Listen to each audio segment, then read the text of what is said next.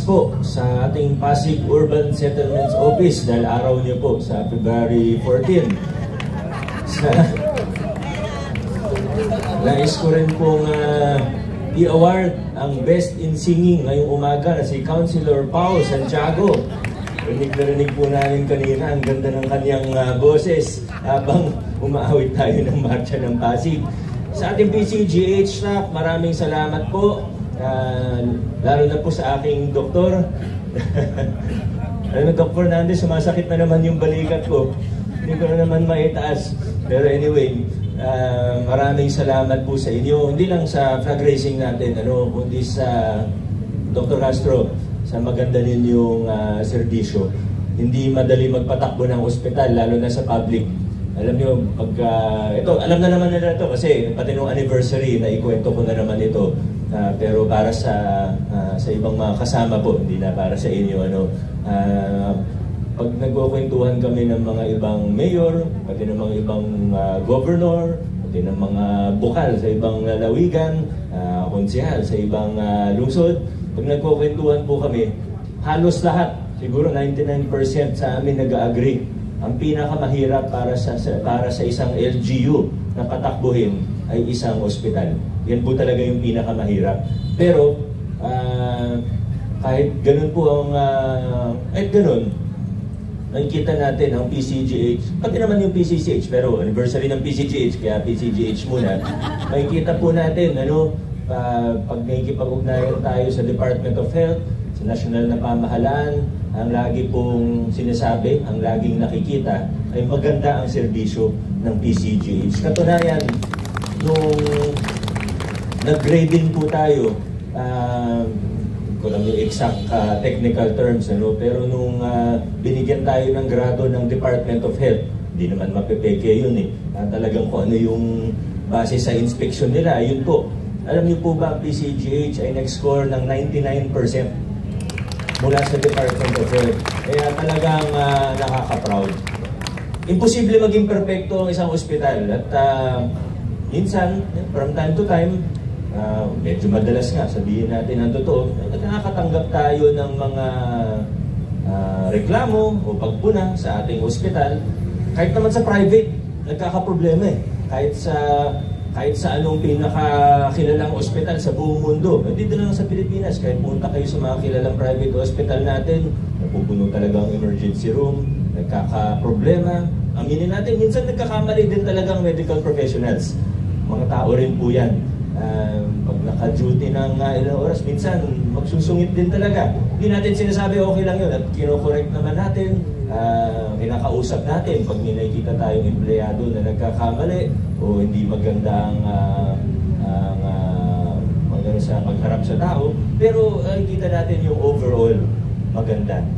Hindi lang siguro mag-agree ay yung mga trolls na pero okay lang yun, hayaan nyo sila basta importante, alam natin maganda ang ginagawa ng mga staff natin, makikita natin na hindi naman para ikumpara sa iba, pero maganda po talaga. At dahil po dyan, ay nakakagana rin na lalo pang bigyan ng suporta ang mga staff natin at ang mga tao natin sa ospital.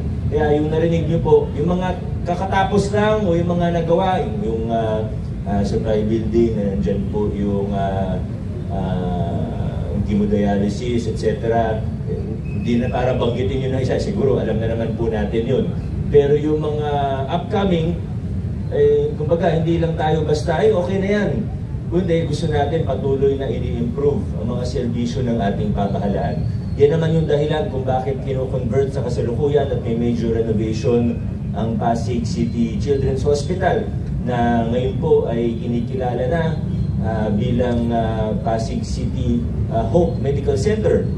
Kinonvert natin bilang General Hospital, may major renovation para lalo pang mapalawak ang serbisyo, lalo na para sa mga adult patient.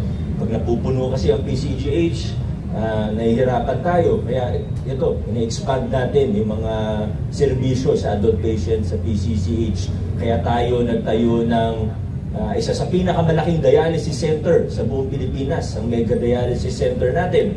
At sa PCGH naman, hindi tayo kontento na sinasabi ng iba na maganda na siya o pag kinukumpara sa ibang public hospital na ito. Hindi, nakikita natin may room for improvement pa tayo.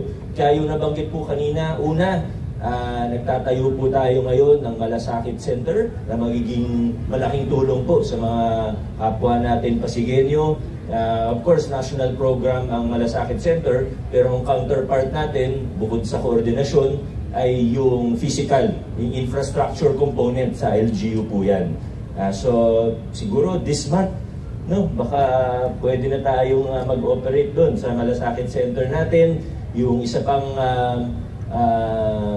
nabanggit kanina ni Doc Alice ay yung, Doc Alice, thank you po, yung isa nabanggit ni Doc Alice, yung cardiac catheterization lab, cardiac cath lab na lang para hindi nakakabulol, na magiging malaking tulong din po sa mga kapwa natin Pasigueño. Banggitin ko lang din si Councilor Eric, kasi siya yung isa sa talagang tumututok din na magawa po lahat ng natin. Chairman, on health po natin, Councilor Eric, maraming salamat sa tulong. Ay, malaking tulong po yung cardiac cath lab na yan.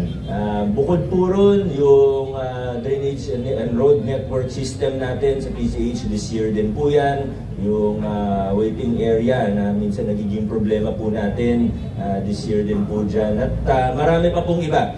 No? Basta sinabi ng mga staff natin, sila naman yung mga eksperto, mas alam po nila kaysa sa aming mga politiko. Kami kasi mga politiko minsan, di ba, nagmamarunong kami. Pero ang totoong magaling, ang totoong may alam kung ano ang kailangan natin, ay yung mga medical experts natin. Sila, kayo ang may alam. Kaya dapat hanggat may request kayo o may sinasabi kayo at kaya naman natin gawin bilang isang lokal na pamahalaan, bilang isang lungsod, ang trabaho natin ay gawa ng paraan para magawa kung ano yung mga pangailangan ninyo. Kaya muli po, maraming salamat sa inyong lahat.